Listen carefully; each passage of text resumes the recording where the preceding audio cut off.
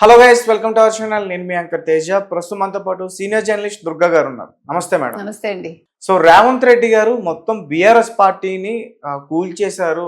ఇంకా ఆ BRS party తెలంగాణలో కనిపించకుండా కనుమరుగు చేసేటట్టు ఆయన ప్రవర్తిస్తున్నారంటూ కూడా వార్తలు వెలుగులోకి వస్తున్నాయి. నాకైతే ఏం అర్థం కావట్లేదు. అంటే కేసీఆర్ లాంటి వ్యక్తిని రేవంత్ గెలిచి అంత అధాపాతాలకి తొక్కేస్తాడా? దాని గురించి మీరేం చెప్తారు? రేవంత్ రెడ్డి ఎందుకు తొక్కుతాడండి? ఆయనకేం పని ఉంది? ఆయన ముఖ్యమంత్రిగా ఆయన పని ఆయన చేసుకుంటున్నారు. ఆయన రాష్ట్రానికి ఏం కావాలో చూసుకుంటున్నారు. కేంద్రంతో సత్సంబంధాలు పెట్టుకుంటున్నారు. ఆ బీజేపీ అయినా కూడా కాంగ్రెస్ అయినా కూడా ఈయన చక్కగా బీజేపీ తోటి ఎలా మెలగాలో అలా మెలుగుతున్నారు. కాబట్టి ఇక్కడ రేవంత్ రెడ్డి గారి పాత్ర ఏమీ లేదు. అంతా కూడా చేజేతిలో చేసుకున్నది కేసీఆర్ గారు. స్వయం కృతాపరాధం అంటారు దీనికి ఎవరు బాధ్యులు కారండి. మనిషి అహంకారానికి పరాకాష్ట ఈరోజు కేసీఆర్ చూస్తున్నారు. అంటే రేవంత్ గారి ప్రమేయం లేకుండానే ఆ బీఆర్ఎస్ పార్టీకి సంబంధించిన నాయకులు కాంగ్రెస్ లోకి వస్తున్నారా? ఇక్కడ ప్రమేయం అంటే మీరు వస్తానంటే నేను వద్దంటానండి, అంతే. వాళ్ళకి అవసరం, వాళ్ళకి రాజకీయ భవిష్యత్తు కావాలి, ఈయన ఇస్తున్నారు. ఇక్కడ ఇచ్చిపుచ్చుకోవటాలే, ఈయనేం పిలవలేదుగా, వాళ్ళు వస్తామంటే ఈయన వద్దనలేదు, అంతే. మీరు అట్లా తీసుకోండి. ఇప్పుడు అక్కడ ఉన్నది ఎంతమంది? సో ఇక్కడ ఎవరిది తప్పొప్పులు కాదండి. ఇక్కడ చేతకానితనం కేసీఆర్ గారిది. చేజేతిలా చేసుకున్నది ఏంటంటే, ఎవరు ఫోన్ ట్యాపింగ్లు ఇవన్నీ చేయమన్నారండి? ఆయన్ని కానీ ఆయన కొడుకుని కానీ ఎవరు కుటుంబ పాలన చేయమన్నారండి? నేను ఇంకొక విషయం అడుగుతానండి. కేసీఆర్ గారు ఒక పార్టీ లీడర్గా ఈరోజు ఆయన పనికి రాకుండా అయిపోయారు. అంటే ఆయన ప్రూవ్ చేసుకున్నాడు, ఈయన పార్టీ ఇంకా ఉండదు, ఈయన ఒక అధ్యక్షుడిగా పనికిరాడని. కానీ తండ్రిగా కూడా ఇవాళ పనికిరాడన్నట్టుగానే ఉందిగా. కూతుర్ని వెళ్ళి పలకరించాడు ఆయన. ఈరోజు కూతురు తప్పు చేసిందంటే తండ్రి కూడా కారణమేగా, అన్నగారు కూడా కారణమేగా, మేన బావ కూడా కారణమేగా. ఎందుకంటే వీళ్ళందరూ ఒకే పార్టీలో ఉన్నారు. ఇప్పుడు కవిత లిక్కర్ స్కామ్ చేస్తున్నారు అంటే వీళ్ళెవ్వరికీ చూచాయిగా కూడా తెలియకుండా ఉంటుందా? తండ్రిగా కేసీఆర్కి తెలియకుండా ఉంటుందా?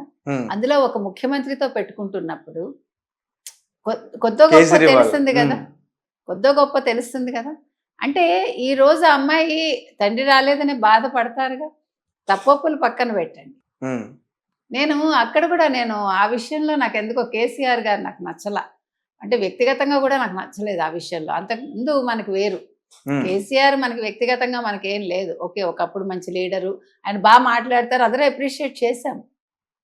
మంచి వాగ్దాటి ఉంది ఆయనకని. సరే, తిట్టాడో తిట్టలేదు తర్వాత విషయం. ఆంధ్ర వాళ్ళని తిట్టాడు, ఆయన తిడుతూనే ఉంటాడు ఆయన అవసరానికి, అది వేరు. కానీ ఈ రోజు మాత్రం అది కొంచెం అనిపించిందండి నాకు. ఎందుకంటే పార్టీ కూడా ఆల్మోస్ట్ పతనం అయిపోయినట్టే. ఇవాళ రేవంత్ రెడ్డి గారు చెప్పినట్టు బీఆర్ఎస్ నిన్నట్లో ఉంది, ఇవాళలో లేదు, రేపట్లో ఉండదు, అయిపోయింది. నిన్న 6 ఎమ్మెల్సీలు రాత్రి కాంగ్రెస్లో చేరారు. వాళ్ళు నిన్న సాయంకాలం కామ్గా మాట్లాడుకున్నారండి. అంటే ఆపరేషన్ సక్సెస్ లాగా, ఏదో ఆపరేషన్ బ్లూ అలా ఏవో ఉంటాయి కదా, అట్లాగా ఇది కామ్గా ఆపరేషన్ చేసేసారు. 11:30 వరకు ఏదో హోటల్లో వాళ్ళు మాట్లాడుకున్నారు. 11:30కి రేవంత్ రెడ్డి గారు ఇంటికి వెళ్ళారు.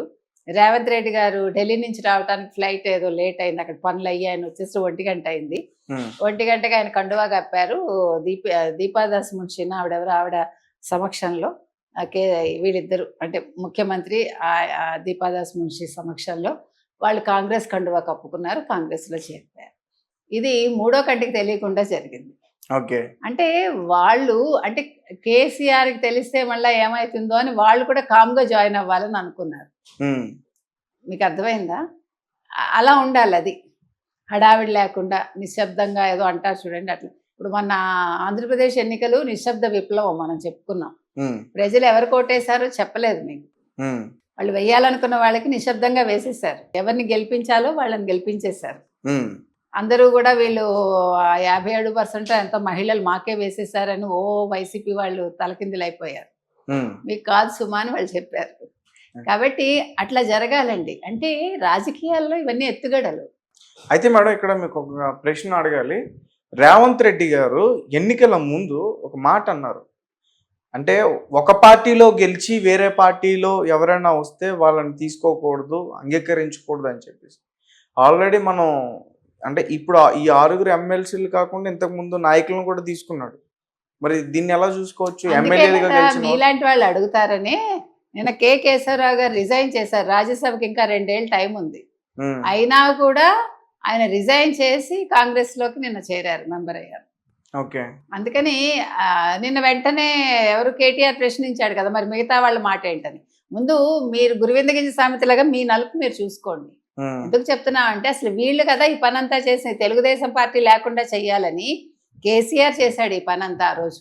ఉమ్, కాబట్టి వీళ్ళు అసలు మాట్లాడడానికి అనర్హులు. వీళ్ళు చేయబట్టి అసలు ఈ రోజు తెలుగుదేశం ఇక్కడ పెద్దగా లేదు కదా, కనుమరుగైంది కదా. ఉమ్, అయినా కూడా మనం ఏమన్నారు రేవంత్ రెడ్డి గారు, ఇక్కడ మన తెలుగుదేశం నిల్చుని ఉంటే 10% ఓట్లు వచ్చేవన్నారు. అంటే బీజేపీకి వెళ్ళిన 10% వీళ్ళకి వచ్చాయి. ఉమ్, ఇక్కడ వేరే ఆప్షన్ లేకపోవడం వల్ల బీఆర్ఎస్ కూడా డమ్మీ క్యాండిడేట్స్ని పెట్టడం వల్ల బీజేపీ నెగ్గింది కదా.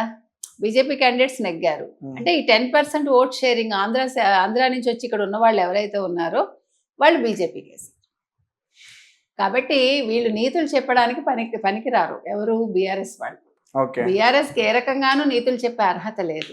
ఇప్పుడు మీరు ఒక ఉద్యమంతో పార్టీ పెట్టారు, తెలంగాణ వచ్చింది. తెలంగాణ వచ్చాక తెలంగాణ అనుకుని ఎన్నేళ్ళు మీరు అదే దాని మీద నడుస్తారు. మీరు నువ్వు ఒక రాజకీయ పార్టీగా దాన్ని మలుచుకో, నువ్వు రాజకీయ నాయకుడిగా బిహేవ్ చెయ్యి. అది చేయకుండా ఎవరు కేసీఆర్ గారు తెలంగాణ అంటే ప్రజలకు ఎందుకు? అది తెలంగాణ తెచ్చుకుని మీ కుటుంబం 4 బాగుపడ్డారు, తరతరాలకి సంపాదించుకున్నారు మీరు. ఉమ్, ప్రజలకేం ఒరగలేదు.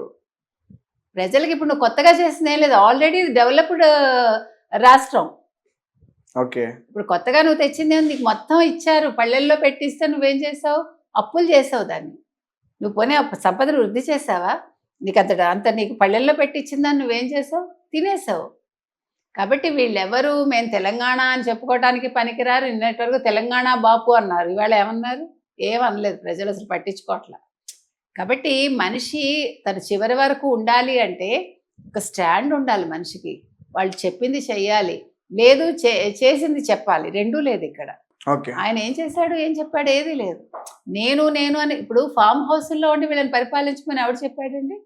ఆయనకి తాడేపల్లి ప్యాలెస్లో ఉండమని పరిపాలించమని ఎవడు చెప్పాడండి? ఎందుకంటున్నావంటే మీరు సెక్రటేరియట్కి రావాలి. You are responsible for the people.